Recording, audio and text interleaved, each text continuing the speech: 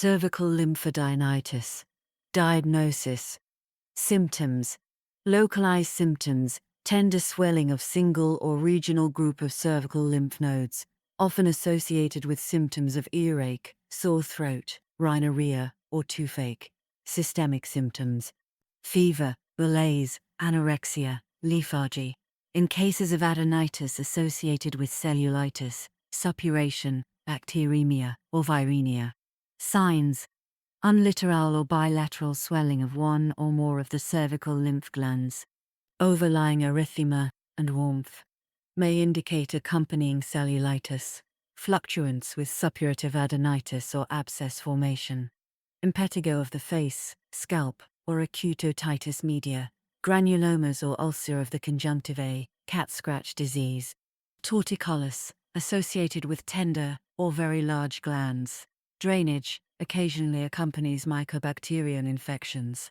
Investigations, physical examination, with special concentration on upper respiratory tract, overlying skin, scalp, and dentition. History of travel, animal, insect exposure, trauma, tuberculosis risk factors, and constitutional symptoms. Acute localized adenopathy, throat culture. 4. If initial presentation includes moderate fever, fluctuant node, or if initial adenopathy. Empiric antibiotic treatment has not reduced symptoms within 48 to 72 hours. CBC, ESR, blood culture, needle aspiration for gram stain and culture. Any infant less than 1 month of age should have a full workup for sepsis. Subacute chronic localized adenopathy. Investigations to distinguishing infectious from non-infectious, oncologic etiology. Acute localized adenopathy, throat culture. If initial presentation includes moderate fever, fluctuant node, or if initial empirical antibiotic treatment has not reduced symptoms within 48 to 72 hours. CBC, ESR, blood culture, needle aspiration for gram stain and culture. Any infant less than 1 month of age should have a full workup for sepsis. Subacute chronic localized adenopathy. Investigations to distinguishing infectious from non-infectious, oncologic etiologies. CBC, ESR, PPD placement, IFA or PCR assay for Bartonella hensili, HIV test, toxoplasmosis titers, chest radiography, ultrasound or CT scan, and excisional or partial biopsy. Acute/subacute generalized adenopathy, WebUAG, evaluation of possible systemic infections with CBC, ESR, liver function test, chest radiography, PPD placement, HIV test, RPR, serologic tests for EBV and CMV. Complications. Cellulitis, bacteremia, or metastatic foci of infection. Very rarely, mediastinal abscess, pleural pericarditis, thrombosis of the internal jugula, post-streptococcal acute glomerulonephrina. Differential diagnosis. Neoplasms, painless, firm, non-inflamed posterior circuital or supraclavicle masses. Congenital, cystic hygroma, pyroglossal duct cyst, bronchial cleft cysts, lymphangiomas, hemangiomas, sternocleidomastoid hematomas or fibromas, parotitis. Kawasaki syndrome, sarcoidosis, chronic granulomatous disease, histiocytic necrotizing lymphadenitis, phenytoin-induced adenopathy. Treatment, diet, and lifestyle.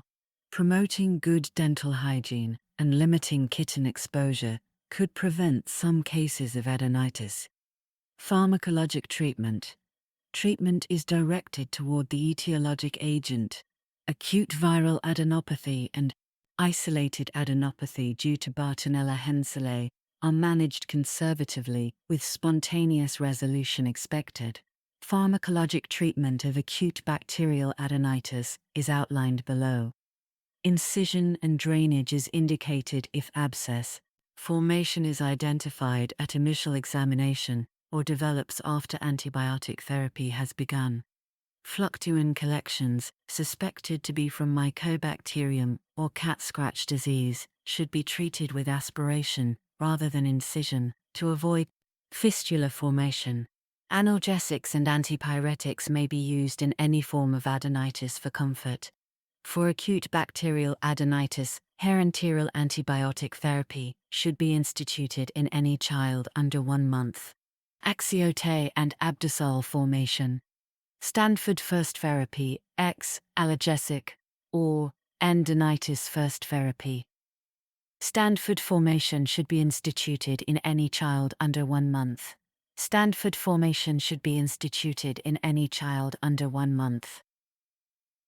Standard dosage penicillin G, 100 and 250,000 U per kilograms, divided every 4H, or clindamycin, 25 to 40 milligrams per kilograms, divided by 4 divided doses. Oral antibiotic therapy may be instituted for children without systemic signs or symptoms of illness. Staphylococcal or streptococcal infections. Standard dosage cefabaloxin, 50 to 100 milligrams per kilogram per dose in 4 divided doses. Group A, hemolytic, Streptococcus S. Standard dosage cephalexin 50 to 100 milligrams per kilogram of drugs, PO in 4 divided doses, or erythromycin 30 to 50 milligrams per kilogram of drugs, PO in divided doses. Erythromycin 50 to 25 milligrams per kilogram, or erythromycin 55 milligrams per kilogram. So, serving the surgeon darker sauce, though the surgeon darker sauce isn't committed, done to for none of the sauces. Penicillins and cephalosporins should be avoided in any patient with a history of hypersensitivity reaction. Clindamycin, contraindicated in any patient with a history of pseudomembranous colitis or clindamycin hypersensitive. Other treatment options. The treatment of chronic, localized, or generalized adenopathy is dependent on the causative agent and may include antibiotics, antivirals, antifungals, surgical excision, especially for atypical mycobacterial infections, and/or chemotherapeutic agents. Treatment aims to treat and prevent further spread of underlying infectious agents.